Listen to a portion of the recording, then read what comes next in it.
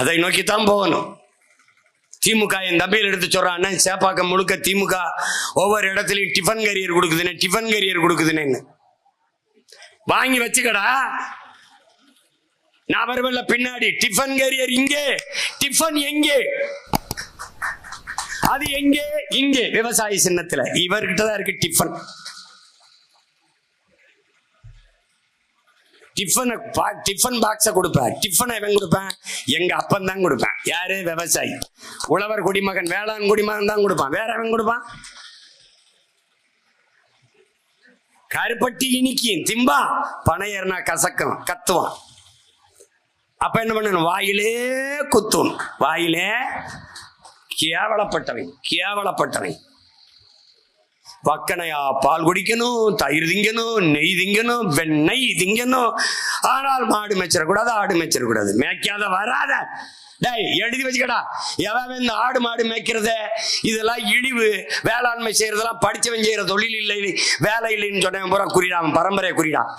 நம்ம வந்த பிறகு அரசு பணியாக்கும் போது இவனுக்கு சோறும் கொடுக்கூடாது, பாலும் கொடுக்கூடாது, நீரும் கொடுக்கூடாது, தயிரும் கொடுக்கூடாது, வேலையும் கொடுக்கூடாது. நீதான் டாக்டர் ஆயிட்டு இல்லப்பா. 32,000 டாக்டர் தான்டா இருக்கான், சீட்டு தான்டா இருக்கு. 8 கோடி மக்கள் இருக்காண்டா. டாக்டர் உருவாக்குறதுலடா பிரபாகர மகனின் கனவு. நோயாளிகளே உருவாகாத ஒரு நாட்டை படைக்கிறதாண்டா அவனுடைய கனவு.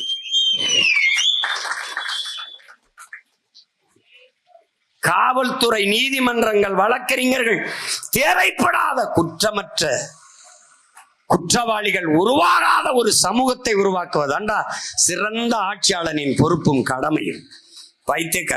பைத்தியக்கார என் தலைவன் பேசுறான்டா. காவல்துறை படையை கட்டி நிறுத்திட்டு குற்றவாளிகளை பிடித்து கூண்டில் நிறுத்துவதல்ல உங்கள் வேலை. குற்றவாளிகளே உருவாகாத ஒரு சமூகத்தை உருவாக்குவதுதான் உங்கள் வேலைன்னா. அதான்டா ரூசோ சொல்றான். நீ ஏன்டா குற்றவாளிகளை பிடித்து கூண்டில் நிறுத்தி தூக்கல போடுற? அவனை தூக்கல போடுவதை நிறுத்தா. அவன் குற்றம் செய்வதற்கான காரணத்தை கண்டுபிடித்து அதை தூக்கல நிறுத்துறான்றான். இப்ப இங்க திருடுறானா காரணம் என்னடா? இங்க கொள்ளையடிக்கிறானா காரணம் என்னடா? அதை யோசி. இதான ஆட்சியாளர் உமர் சொல்றாரு, ஒருவன் திருடினான் என்றால் அவன் கையை வெட்டு என்கிற. அதே அவன் பசிக்காக திருடினான் என்றால் ஆட்சியாளனின் கையை வெட்டுறாங்கிற. அப்படின்னா இவனுக்கு எவனுக்காவது கை இருந்திருக்க மாட்டா, எல்லா பேரும் மொட்டை தண்டை தெரிஞ்சிருப்பான். கொடுமடா.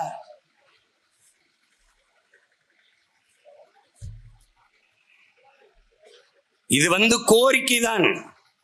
பனை ஏறி காட்டுவது என்பது, பனை ஏறுதல் ஒரு இழிவு. அந்த அச்ச உணர்வு, ஒரு தாழ்வு மனநிலையில் இருந்து என் பிள்ளைகள் நிமிரணுங்கிறதுக்காக தான் நான் ஏறினேன். மாடு மேய்ச்சி நானே மேய்க்க போறது ஒன்னும் இல்லடா, நம்ம செல்வம்டா, ஆடு மாடும் வாடா அப்படின்னு காட்டுறதுக்கு தான் மேய்க்க போறேன். முதல்ல நீ நம்பு, இது நாம செய்யல, பண்பாடு, நம்முடைய தொழில் அல்லடா, நம் வாழ்க்கை முறை, நம் மரபு. அதனால இதை இழிவா கருதாத. எந்த வேலையும் செய்யலாம், இழிவு அல்ல. எந்த வேலையும் செய்யாமல் இருப்பதுதான் இழிவு. எந்த வேலையும் செய்யாமல் இருப்பதுதான் இழிவு. உழைக்காமல் உண்பது கூட ஒருவித திருட்டுதான் என்கிறார் காந்தி. அதனால நீ எதை பற்றியும் கவலைப்படாது. இது ஒரு கோரிக்கை தான். அரசு ஏற்றுக்கொண்டு நிறைவேற்றினால் மகிழ்ச்சி. இல்லையே தமிழ் தேசிய மக்களின் புரட்சி, அதனால் ஏற்படும் உங்களுக்கு வீழ்ச்சி, மலரும் தமிழ் தேசிய மக்களின் ஆட்சி. அன்னைக்கு இதெல்லாம் கோரிக்கை எல்லாம் ஒண்ணும் இல்ல. எங்க அப்பா நல்லசாமி சொல்ற மாதிரி அது பாட்டுக்கு நடக்கும். அவரே திறந்து வைப்பார் அந்த திட்டத்தை. என் கனவு அவர் கண்ணு முன்னாடி இந்த திறங்க இந்த திட்டத்தை. இவாங்க திட்டத்துக்கு பேரு நல்லசாமி திட்டம். தலைவர் யாரு? பனையேறி பாண்டியன். போடா டே, இது நான் சொல்றேன், நீ சிரிக்கிற. நடத்தி காட்டல, நான் பிரபாகர மகன்லடா. நீ நடத்தி காட்டுன சும்மாவே பேசிட்டே இருப்பான். அதனால அறிவார்ந்த தமிழ் சமூக தம்பி தங்கைகள், சீமான் பனையேறிட்டோன்னா அது சாதி மரம். பனைக்கு சாதி வச்ச பரதேசியில் எங்கேயாவது நீ பார்த்திருக்கியாடா? அப்போ தென்னை கவுண்டர் மரமாடா, இது நாடார் மரமா? இப்போ கேரளாவில் தென்னை மரம் இருக்குது, நாயர் மரம், நம்பூதிரி மரமா? குஜராத் ராஜஸ்தான்லாம் பனை இருக்கு, அது யார் மரம்? இப்படிப்பட்ட சாதிய வெறி பிடித்த நோயாளிகளை நீங்க பார்த்திருக்கியாடா? பனைக்கு சாதி வைக்கிறாண்ட. அப்படின்னா எதுக்கு தமிழ்நாட்டு தேசிய மரம்னு இதை அறிவிச்ச? ஏன் அறிவிச்ச? அதை தகர்க்கத்தான் பல்வேறு தமிழ் குடிகளில் இருந்து பனையேறிகள் இந்த மாநாட்டிலே பங்கேற்று,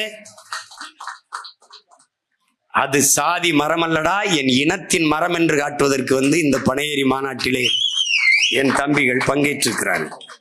அதில் துணிந்து பாலை என் குழந்தைக்கு உணவாக ஊட்டினேன் என்று பேசிய தங்கை இந்துமதிக்கும், நான் பனையால் என் தோல் நோயை குணப்படுத்திக் கொண்டேன், இன்று பனையேறுகிறேன் என்று சொன்ன என் மகள் கரிஷ்மாவுக்கும் என்னுடைய அன்பும் வாழ்த்துக்களும்.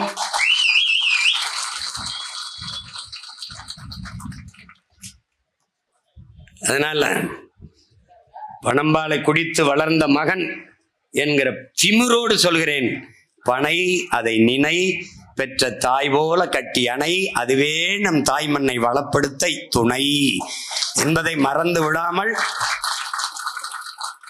என் அன்பு பிள்ளைகள், இது ஒரு கோரிக்கை, இந்த கோரிக்கையை நிறைவேற்றுவார்கள் என்று நம்புவோம். நம்பி தொலைப்போம்?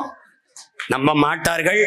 ஏனென்றால் அவர்கள் 40,000 கோடியிலிருந்து 50,000 கோடிக்கு டாஸ்மார்க் வியாபாரத்தை உயர்த்த முயற்சி செய்பவர்கள். அதனால் இந்த கோரிக்கை என்பது என் மக்களுக்கு நியாயமான கோரிக்கைகளை கூட இந்த அரசு அதிகாரங்கள் ஏற்பதில்லை.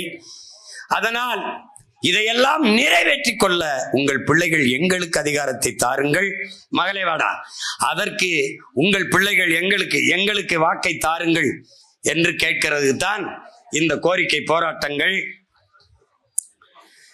2026 உங்கள் பிள்ளைகள் நாங்கள் தொடர்ந்து தொடர்ந்து தொடர்ந்து மக்களுக்காக அரசியல் களத்திலே நிற்கிறோம். இந்த தேர்தலிலும் நாங்கள் மக்களுக்காக, மக்களோடு, மக்களுக்கான அதிகாரத்தை நிறுவுவதற்கு புரட்சியாளர் சேகவரா சொல்லுகிறான், மக்களுக்கென்று ஒரு அரசு அமைந்து விட்டால் மக்களுக்கு தேவையானதை இது செய்துவிடும் என்று. அப்படி என் மக்களுக்கான அதிகாரத்தை நிறுவுவதற்கு உங்கள் பிள்ளைகள் இந்த களத்திலே நிற்கிறோம், உங்களை நம்பி நிற்கிறோம். அதிலே இந்த மண்ணச்சநல்லூர் தொகுதியிலே என் அன்பு மகள், கல்லூரியிலே விரிவுரையாளராக பணியாற்றுகிற என் அன்பு மகள் தேன்மொழி அவர்கள் போட்டியிடுகிறார்கள். கடந்த முறை இந்திய நாடாளுமன்ற தேர்தலிலே போட்டியிட்டார்கள்.